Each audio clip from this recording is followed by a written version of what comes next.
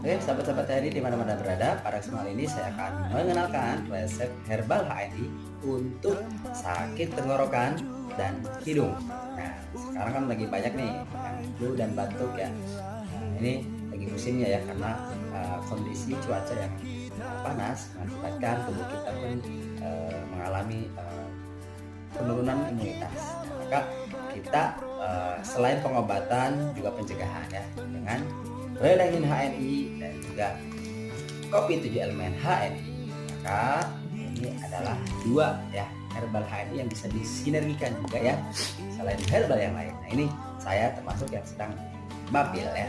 Maka saya akan mencoba dan berikhtiar menggunakan produk HNI. Insya Allah sudah banyak testimoninya. Terima kasih, semoga bermanfaat.